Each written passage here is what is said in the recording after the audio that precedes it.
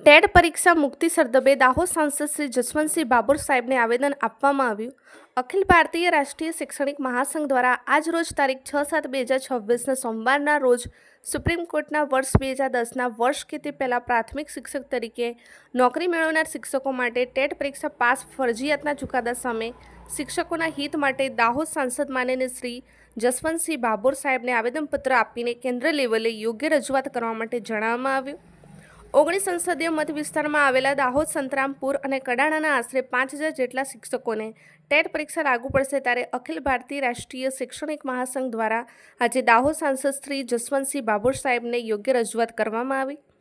આવેદનપત્ર આપવાના કાર્યક્રમમાં અખિલ ભારતીય રાષ્ટ્રીય શૈક્ષિક મહાસંઘ દાહોદના પ્રાંત ટીમ અધિકારીશ્રીઓ, સભાંગ ટીમ, GES2 સંવર્ગના હોદ્દેદારો, HTAT સંવર્ગના હોદ્દેદારો, પ્રાથમિક સ્વર્ગ અધ્યક્ષશ્રી, મહામંત્રીશ્રી, માધ્યમિક તથા ઉચ્ચતર માધ્યમિક સંવર્ગના હોદ્દેદારો તથા જિલ્લા ટીમ, તાલુકા ટીમ તેમજ મહીસાગરના અધ્યક્ષશ્રી તથા તેમની સંપૂર્ણ ટીમ, તમામ સંવર્ગના સંતરામપુર તથા કડાણાના મહત્વના હોદ્દેદારો હાજર રહ્યા હતા. રિપોર્ટ ગોરધનભાઈ પટેલ.